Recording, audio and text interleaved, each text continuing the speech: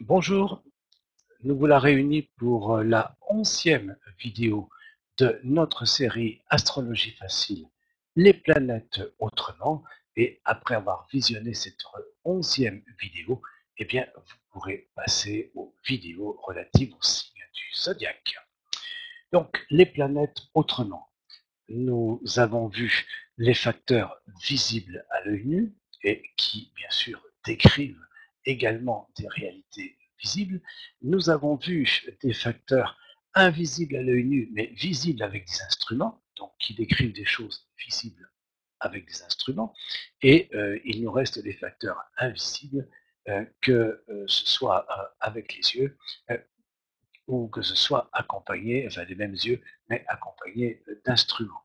Et c'était le cas des nœuds lunaires, et c'est le cas de ce que l'on nomme la lune noire, à laquelle je vais consacrer cette vidéo pour pouvoir revenir à quelques bases solides et saines, puisqu'il est arrivé à la lune noire la même mésaventure qu'à Pluton, c'est-à-dire qu'elle a été revêtue de tous les péchés, de tous les maux du monde. On y a vu le sadisme, les criminels, etc. Euh, et puis, avec le temps et l'expérience, on se rend compte que il s'agit plutôt des projections des astrologues sur le dernier facteur arrivé qui devient le bouc émissaire. Bon, ça a soulagé Pluton, c'est vrai, mais ça ne correspond pas à ce que l'expérience dit quand on la regarde avec le recul du temps. Donc nous allons faire connaissance avec la lune entre guillemets noire, qui n'est pas la nouvelle lune, ce qui est une réalité complètement différente, bien sûr. La lune noire. De quoi s'agit-il dans le ciel? Eh bien, comme les nœuds lunaires, il s'agit d'une dynamique de mouvement euh, et non de réalité physique au sens matériel concret, de choses qu'on pourrait quasiment toucher. Donc, que nous dit l'invisible? J'ose pas marquer ce que nous montre l'invisible à propos de la lune noire. Eh bien, de la même façon que les nœuds lunaires représentaient un axe, la lune noire représente également un axe, si bien qu'il y a non seulement la lune noire, mais il y a également le point opposé qui joue un rôle. Nous allons comprendre ça très facilement. Voilà dans ce schéma notre bonne vieille Terre, et voilà dans le même schéma la Lune. La Lune tourne autour de la Terre, ça n'est pas un scoop, sauf qu'elle ne tourne pas en formant un cercle, elle tourne en formant une ellipse. Comme tous les facteurs célestes d'ailleurs, forment des ellipses. Ici, exagérément aplati, toujours pour des questions de compréhension, pour des questions de pédagogie.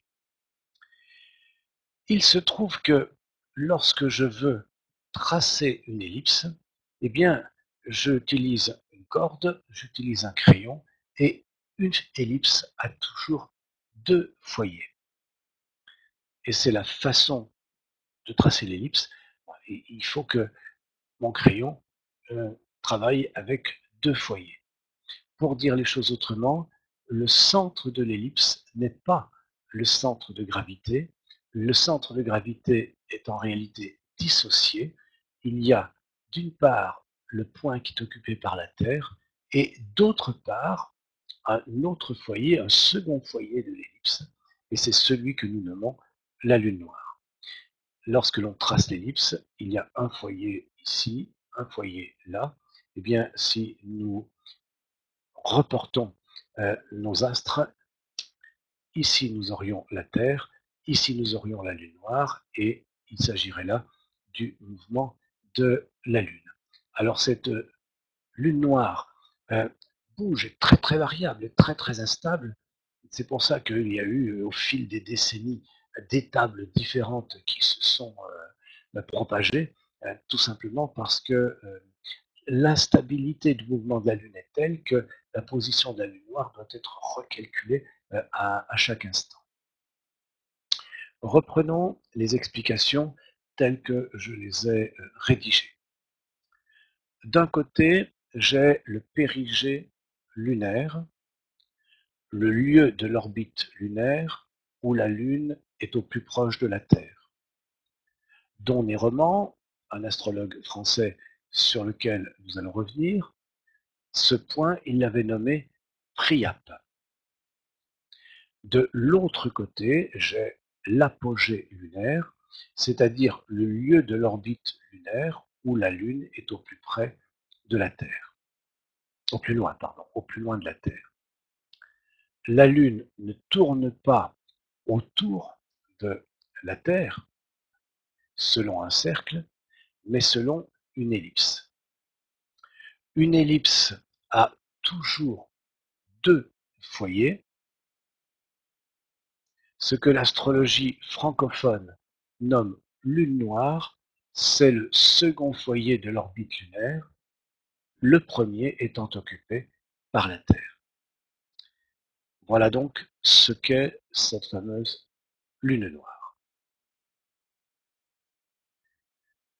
Avançons.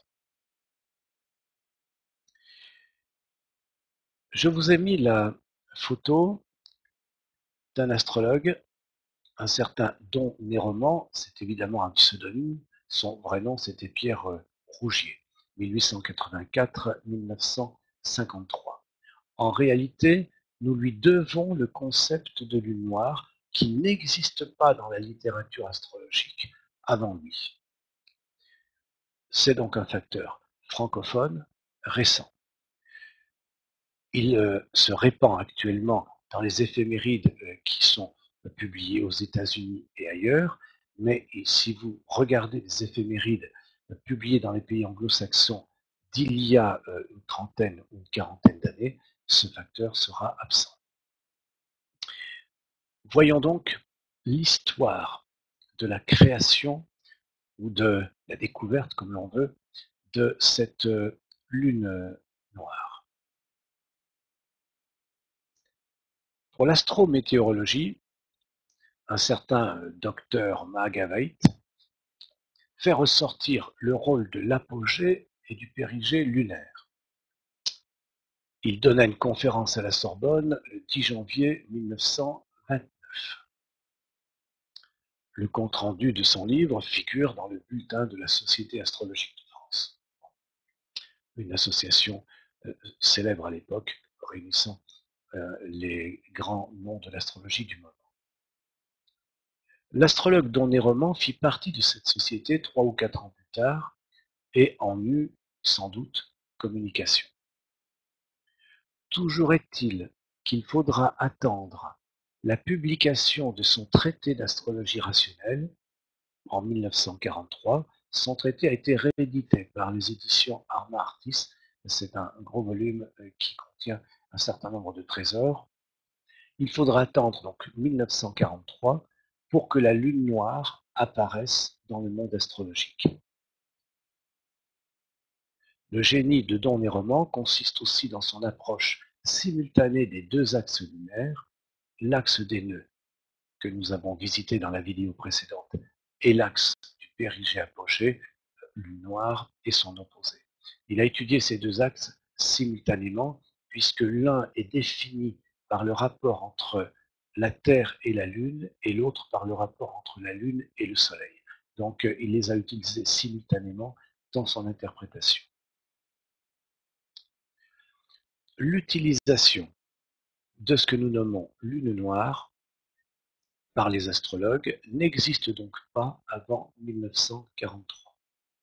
Son apparition dans les ouvrages d'origine anglo-saxonne est encore plus récente, mais faire attention car certains livres, certains manuels anglais ont nommé Dark Moon, lune noire ou lune sombre, quelque chose qui n'a strictement rien à voir et sur lequel nous reviendrons tout à l'heure. Donc ne pas confondre la Dark Moon que vous trouvez dans la littérature anglo-saxonne il y a une cinquantaine d'années, que des astrologues comme Robert Amblin par exemple avaient également cité dans leurs ouvrages, et cette lune noire dont nous parlons ici.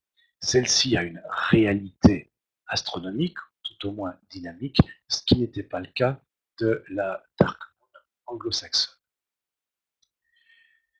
Et de telle manière à se réancrer sur l'origine et ne pas fabuler, je vais me permettre de lire avec vous un texte de Don Néroman qui explique, qui présente ce facteur céleste qui ensuite aura le succès que l'on sait. Le foyer vide d'une orbite elliptique est un point virtuel. Il n'est pas occupé par un gros caillou. Ce qui ne veut pas dire imaginaire, ni fictif, ni surtout irréel. Il jouit d'une réalité tout à fait identique à celle dont jouit un centre de gravité qui nous est plus familier. Le centre de gravité d'une bouteille vide ou d'une cloche démunie de son battant se situe dans le vide, hors de la matière qui constitue la bouteille ou la cloche. Considérant la matière de ces objets comme un assemblage compact de points matériels, le centre de gravité n'est pas un de ces points matériels. Et pourtant, c'est lui qui détermine en définitive les conditions d'équilibre de ces objets. Il va prendre un exemple. Inclinons la bouteille progressivement jusqu'à un certain degré où nous la lâcherons brusquement. Ou bien elle se redressera, ou bien elle tombera jusqu'à l'horizontale. Et cette alternative dépend uniquement de la position de l'aplomb du centre de gravité, où il n'y a pas d'élément physique, matériel, par rapport au point d'appui de la bouteille inclinée. Autre exemple.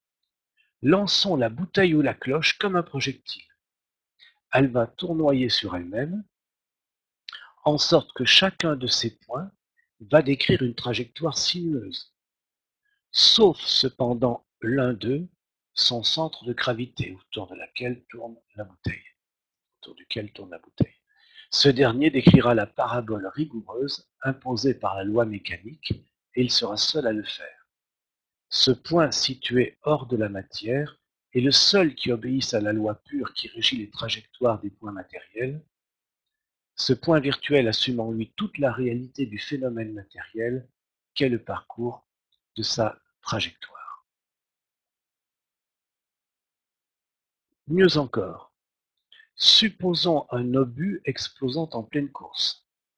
Dès l'explosion, il se trouve remplacé par une gerbe d'éclats animés chacun d'un mouvement propre sur une trajectoire propre. Or, il existe un point virtuel qui, imperturbablement, continue à décrire la parabole initiale comme si l'obus n'avait pas éclaté, c'est le centre de gravité.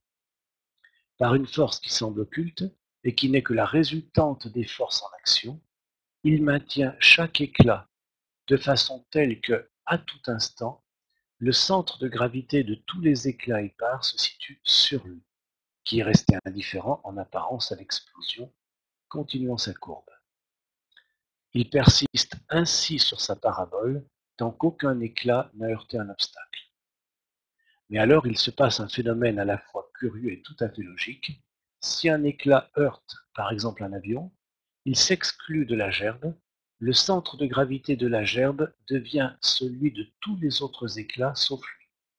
Il est modifié, dévié sur un angle vif, exactement comme si le projectile encore entier et intact avait frôlé un obstacle et ricoché. Ceci met en pleine évidence la solidarité de fait entre des corps matériels, leur centre de gravité individuel et le centre de gravité qu'ils forment dans leur mouvement d'ensemble. Réduisant un système à deux corps planétaires, tels que la Terre et son satellite la Lune, nous voyons clairement qu'il existe au moins deux points virtuels que l'on ne peut pas négliger. Le centre de gravité du système Terre-Lune, nous l'avons vu, qui intéresse les problèmes de la mécanique céleste, C'est lui et non le centre de la Terre qui décrit l'orbite théorique autour du Soleil, et le foyer vide de l'orbite qui intéresse l'astronomie influentielle. Ce foyer vide nous apparaît comme un centre répulsif occulte, opposé à l'astre central réel qu'est la Terre. Le satellite passe au voisinage P du corps central avec sa vitesse maxima, et à l'opposite A avec sa vitesse minima, etc. De toute façon, ce foyer vide, que nous avons vu sur le schéma précédent, est une sorte d'antiastre, aussi nécessaire au système orbital que l'est par exemple le pôle sud d'un barreau aimanté à l'existence du pôle nord. Comme les deux pôles de l'aimant, les deux foyers de l'orbite coexistent nécessairement et cessent ensemble d'exister. S'ils se rapprochent jusqu'à se confondre, l'ellipse devient un cercle, elle se neutralise. Vivante du fait de la pulsation de la vitesse du satellite qui la décrit, elle devient morte du fait de l'extinction de cette pulsation. Voilà comment Don Néroman, alias Pierre Rougier, présente, introduit le concept de ce qui deviendra donc la Lune noire et de son opposé trop oublié, Priape, puisque c'est un axe et pas simplement un point. Le rapport entre les deux axes lunaires, les nœuds de la Lune, et l'axe que nous visitons en ce moment, vous pourrez trouver de la documentation dans un numéro de la recherche astrologique qui a été consacré, donc le dossier technique a été consacré justement au rapport entre ces deux axes. Vous trouverez également de la documentation, parfois, si vous cherchez chez des bouquinistes, des ouvrages de Georges Ruchet, et puis quelques articles de Pierre Mériel qui vont dans le même sens. Sinon, il y a bien sûr les livres de Néroman, le traité d'astrologie rationnelle, et puis un petit livre d'un certain Gilbert de Chambertrand pour, qui concerne, pour comprendre l'astrologie moderne. Voilà, des livres, mais il faut fouiller chez les bouquinistes. Ce que la lune noire signifie, qu'en faire? Voilà donc quelques idées, et nous évitons de spéculer sur la Lilith de la tradition hébraïque en se disant Lilith, c'est ça, c'est ce que j'imagine, parce que c'est beaucoup plus complexe, dans la tradition hébraïque, et j'essaye de projeter ça sur ma lune noire. Ça ne marche jamais comme ça l'astrologie, vous l'avez compris avec les planètes. Si la planète Vénus était l'astre d'Aphrodite, ce n'est pas parce qu'elle était l'astre d'Aphrodite qu'elle a ses attributs, c'est parce qu'elle a ses attributs qu'elle a été considérée comme l'astre d'Aphrodite. Donc ici, voyons ce que nous pouvons dégager des observations précédentes. Le signe où se trouve la lune noire est retiré de la réalité, nous dit Pierre Mériel. Il est vicié, carencé. C'est un trou. Le natif manquera des traits, aussi bien des défauts que des qualités d'ailleurs, propres à ce signe. Il en va de même pour la planète qui se trouve sur cet axe, c'est-à-dire qui serait conjointe à la lune noire. Du coup, la maison où se trouve la lune noire est souvent inutilisable. La lune noire la retire de la réalité. Les attributs de cette maison sont souvent absents ou disparaissent aussi vite qu'ils sont apparus. Si c'est en maison 2, de l'argent peut être gagné et repart. Si c'est en maison 5, on peut avoir un enfant et puis finalement, euh, il, il, disparaît de votre univers ou de votre vie tôt ou tard. Donc c'est très très délicat cette lune noire. Par son transit, la lune noire retire momentanément du réel. Par son passage, elle peut ainsi effacer une planète. Les qualités de cette planète sont momentanément gommées, ce qui n'est pas nécessairement négatif. Si cette planète vous empoisonnait la vie, elle est provisoirement neutralisée. Mais il y a aussi le transit du point opposé, et qui lui tend à donner l'inverse, c'est-à-dire un hyperfonctionnement. Le transit de Priape crée un élément provisoirement envahissant. Celui-ci est décrit par la planète transitée. Le natif voit tout à travers les lunettes imposées par cette planète. Donc, voilà, j'ai une pensée qui est relativement obsessionnelle et qui me capte l'esprit en permanence. Et ça, c'est l'astre sur lequel Priape, donc l'opposé de la Lune noire, est en train de passer. Que dire encore des notes que j'ai pu relever des auteurs que je vous ai cités, et qui se situent dans la même ligne? La planète conjointe à la Lune noire devient pour la santé son souffre-douleur d'élection. En astrologie médicale classique, la présence de Saturne dans un signe suffit à ralentir la fonction régie par ce signe. Eh bien, le même processus, un hypofonctionnement, peut se produire avec une plus grande amplitude pour le signe occupé par la Lune noire. Les attributs anatomiques de ce signe peuvent être ralentis en hypofonctionnement, la cause en étant d'ailleurs plus psychique que strictement physique ou somatique. Il arrive que la Lune noire entraîne une intervention chirurgicale, car son rôle est plutôt de retirer, d'éliminer, mais ce phénomène peut aussi être très positif, car il permet de se débarrasser d'un poison physique ou psychique qui nous pourrissait la vie. C'est-à-dire que si je suis par exemple dans un processus de psychothérapie, eh bien ça peut être le passage de la lune noire qui me libère, qui me débarrasse d'un blocage, d'un nœud qui m'empoisonnait l'existence. En revanche, Priape, qui est donc en face, joue également un rôle en matière de maladie, mais lui, il représente la quantité, l'abondance, l'excès, l'hyperfonctionnement. Voilà donc quelques trucs tout simples, mais ce sont les trucs les plus simples qui généralement fonctionnent le mieux en astrologie. Je vous ai parlé de l'association de la lune noire avec Lilith. Je vous en dis un mot pour bien distinguer les choses. Un soir de 1846, un astronome français pense avoir découvert au bout de son télescope une seconde lune. Nous ne parlons pas du foyer vide de l'orbite lunaire, mais réellement un second caillou, une seconde lune, ayant une orbite elliptique. Jules Verne reprit cette idée dans De la Terre à la Lune. Après lui, quelques astronomes affirmèrent aussi avoir observé une seconde et même plusieurs lunes que nous n'aurions pas connues jusqu'ici.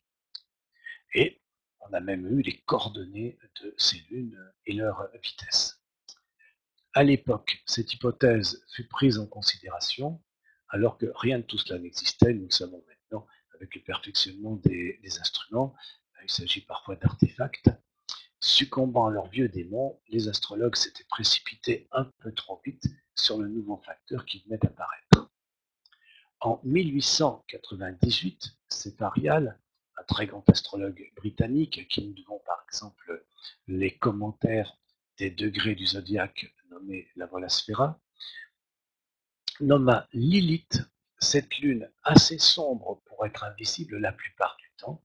Il en construisit les éphémérides. Elle est apparue chez certains auteurs francophones inspirés par la littérature britannique, par exemple Robert Amblin et Desmoulins dans Lilith, le second satellite de la Terre. Si le concept ne tient plus du point de vue astronomique, l'histoire de l'astrologie retiendra l'association lune noire, dark moon, Lilith, que le français Don Roman attribuera à un phénomène céleste tout différent, celui que nous avons vu et qui, lui, est bien réel. Tout ça pour dire qu'il faut être très prudent avant de coller l'étiquette Lilith sur ce facteur céleste-là, parce qu'il y a eu un quiproquo dans l'histoire. Lilith désignait un autre facteur qui lui n'existait pas, mais que l'on a cru exister, et ça fausse ensuite les attributs de la vraie lune noire, tout simplement parce que quand on l'observe, on y cherche ce qu'on pense connaître de la déesse Lilith. Plutôt que de simplement tenter de constater ce qu'elle donne concrètement dans les thèmes par l'observation, ou tenter de déduire ces attributs par ce qu'elle nous montre dans le ciel, ce qui est la logique que nous avons utilisée jusqu'ici pour tous les facteurs célestes que nous avons visités. Voilà notre présentation des bases, des planètes, des facteurs célestes. J'espère que cette série vous a intéressé, vous a donné quelques petites idées et surtout qu'elle vous a permis de comprendre le pourquoi des choses. C'est ça qui est prioritaire parce que le but n'est pas d'apprendre des attributs par cœur.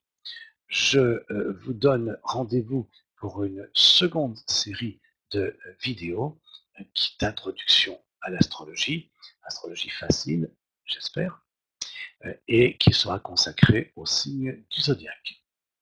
Au revoir et merci pour votre attention et votre patience.